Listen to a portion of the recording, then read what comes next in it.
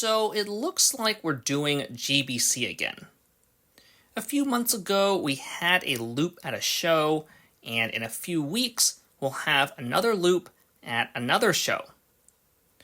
We have also seen some more widespread interest in the lug, so we would like to design some new accessible modules.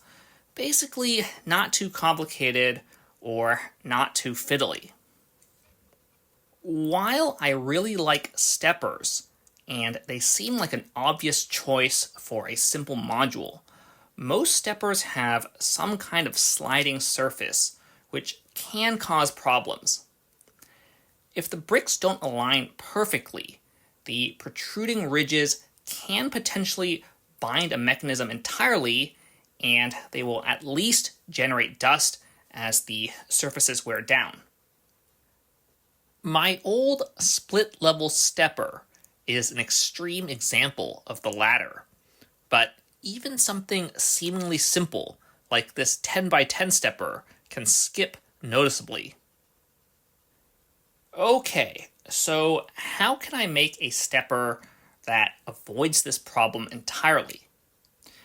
I've actually done this in the past with the cellular lift, where a platform with a half stud gap on each side moves straight up and down thanks to the properties of said linkage.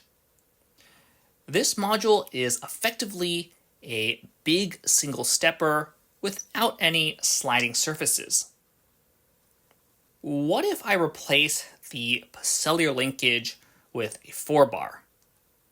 This simplifies construction considerably, but it also limits the lift considerably because the step curves inward as it moves up and down.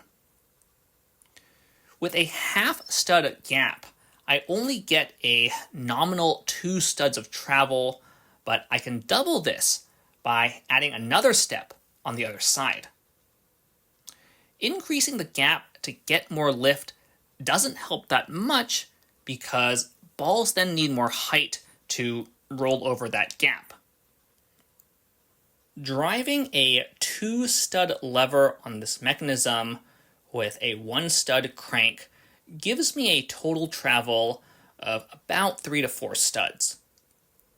This isn't amazing, but it lifts more than the single cellar stepper, which allows for a deeper input, which can more safely hold 30 balls. Admittedly, the second step does scrape the output a tiny bit in the middle of the travel, but I needed to reduce the gap at the top of the travel.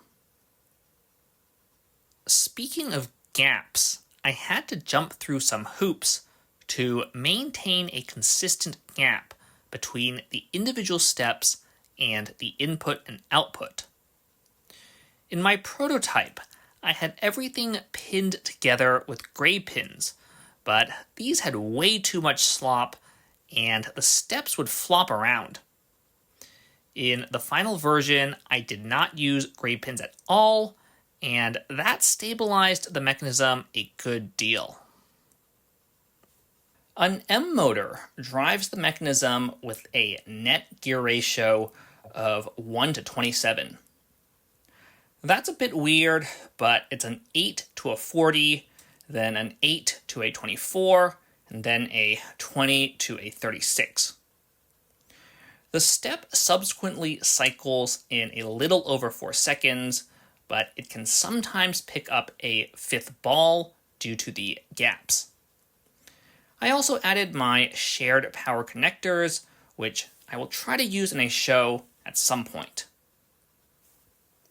Finally, while I did use all current parts, the module is a little bit parts intensive, which is of course a downside for a starter module. That being said, it should also be fairly bulletproof, but we'll see about that after it runs in production. We will have a GBC display at Stack City Hayward BrickCon on October 4th and 5th, so come visit us. On that note, this is the end of the video. please consider subscribing and have a nice day.